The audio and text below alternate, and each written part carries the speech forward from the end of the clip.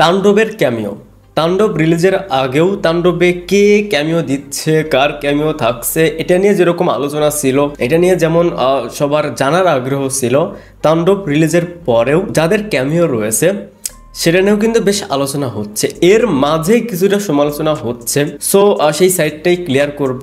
যারা সমালোচনা করছে যে লজিক দেখিয়ে, সেটা নিয়েই কথা বলবো। অনেকের মতে যে যাদের ক্যামিও রয়েছে তাদের ভিতর সিয়াম আহমেদের ক্যামিওটা অনেকের কাছে সবচেয়ে বেশি ভালো লেগেছে। আবার একটা শ্রেণী যারা তাণ্ডব রিলিজের আগেও এই নোংরামিগুলো করেছে, এই ধরনের কথাগুলো বলেছে, সেম ভাবে তাণ্ডব রিলিজের পরেও সেই মানুষটার ক্যামিও নিয়ে নোংরামি করে যাচ্ছে। সো আফরান নিশোর ক্যামিও নাকি জঘন্য ছিল, আফরান নিশোকে এমনভাবে প্রেজেন্ট করা হয়েছে সেটা নিয়ে শুধু ট্রল করার মতনই। প্রথমত আমাদের বাংলা ফিল্মে ফার্স্ট এই ইউনিভার্স, এবং সেই ইউনিভার্সে আমরা একসাথে দেখতে পারবো শাকিব খান, এরপর সিয়াম আহমেদ, আফরান নিশো। সো এইটা যারা করেছে, যারা চেষ্টাটা করেছে, তারাই আসলে পুরো ক্রেডিটটা পাবে। সো দেখেন ক্যামিওর ব্যাপারটা প্রত্যেক ইন্ডাস্ট্রিতেই এখন কমন ব্যাপার। সো অনেকেই ভাবে যে মেগাস্টারের ফিল্মে তার সমতুল্য সেরকমই কারো ক্যামিও থাকা উচিত, না হলে নাকি সেটা ক্যামিও হয় না। সো যারা এই কথাগুলো বলে যে যেহেতু শাকিব খানের সিনেমায় ক্যামিও দিবে, সো তার মতনই একজন হতে হবে, তার সমতুল্য না হলেও তার কাছাকাছি থাকবে, এরকমই কেউ হতে হয়। কারণ অনেকেই এক্সাম্পল দিচ্ছিল শাহরুখ সালমান, যে শাহরুখের মতন এত বড় স্টারের সিনেমায় সালমান খান ক্যামিও দিয়েছে, সেটা ঠিক আছে। সো আমি তাদেরকে কোশ্চেন করতে চাই, দবির সাহেবের সংসার আমি যদি ভুল না করি, বাপ্পি চৌধুরীর সিনেমা, সেই সিনেমাতে শাকিব খানের একটা ক্যামিও রয়েছে, জাস্ট ছোট্ট একটা ক্যামিও। বাপ্পি কি তখন তার সমতুল্য ছিল বা তার ধারের কাছেও ছিল? সো সেই সময়ে তো শাকিব খান সুপারস্টার, তাহলে যদি সমতুল্যই হতে হয় তাহলে শাকিব খান কেন সেই সিনেমাগুলোতে ক্যামিও দিয়েছে? তো আমি মাঝে মধ্যে এই ধরনের পোস্ট দেখে, কমেন্টস দেখে হাসি পাই, বা আমি হাসিও, যে তাদেরকে যদি লজিক্যাল সেই কোশ্চেনগুলো করা হয়, উল্টো তাদের মতন করেই তারা অ্যান্সার দিতে পারবে না। যাই হোক,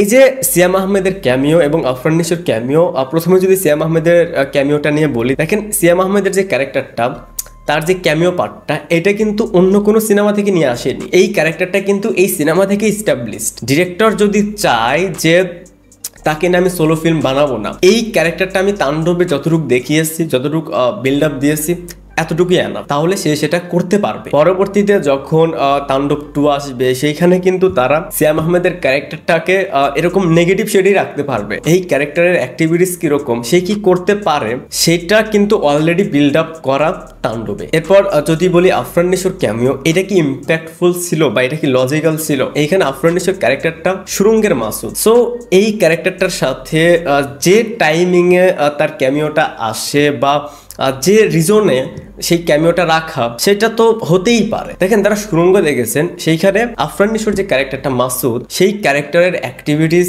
শেষে কি ছিল, সে শেষে কি করেছিল, এবং তার একটা ডায়লগ রয়েছে যে আমার কাছে বেঈমানের ক্ষমা নাই, লাইক এরকম। সো এখানেও যদি দেখেন এই ক্যারেক্টারের অ্যাক্টিভিটিস কিন্তু সেরকমই রয়েছে। এর সাথে আরো যেটা অ্যাড হয়েছে সেটা হচ্ছে নেগেটিভ শেড। এখন তাণ্ডব 2-তে যে আফরান নিশোর সাথে শাকিব খানের একটা ফেস অফ দেখা যাবে, সেইটা কিন্তু অলরেডি এস্টাবলিশড করে ফেলেছে। এখন এই যে ক্যামিওটা, এটা নিয়ে দুই শ্রেণীর দুই রকমের মন্তব্য রয়েছে। এক ফ্যান বেস বলছে যে নিশোর জাস্ট 2 মিনিটের ক্যামিওতেই পুরো সিনেমায় যারা অভিনয় করেছে তাদেরকে খেয়ে দিয়েছে। আর এক শ্রেণী বলছে যেটা ফালতু, একটা জঘন্য ক্যামিও। এখন এইখানে দেখাচ্ছে মাসুদ ক্যারেক্টার, সেই ক্যারেক্টারের অ্যাক্টিভিটি সম্পর্কে আপনাকে প্রথমে জানতে হবে, সেই ক্যারেক্টারের ধরন, সেই ক্যারেক্টারের চাল চলন, এই সম্পর্কে যদি আপনার জানা থাকে, তাহলে এই ক্যামিওতে তাকে যে ড্রেস আপ দেওয়া হয়েছে, তাকে যে লুক দেওয়া হয়েছে, তখন আর এই কোশ্চেনগুলো আসতো না। সবশেষে এটাই বলবো যে এই টিম চেষ্টা করেছে, সিনেমা হলে গিয়ে তাণ্ডব দেখুন, সমালোচনা করুন, সেটা গঠনমূলক, অ্যান্ড যে দুজন মানুষ এখানে ক্যামিও দিয়েছে সেটা বেশ ইম্প্যাক্টফুল। ভিডিওটা দেখার জন্য অসংখ্য ধন্যবাদ। এই চ্যানেলে যদি প্রথমবার মতন হয়ে থাকেন তাহলে প্লিজ সাবস্ক্রাইব। প্রচন্ড গরম ভাই, বাই।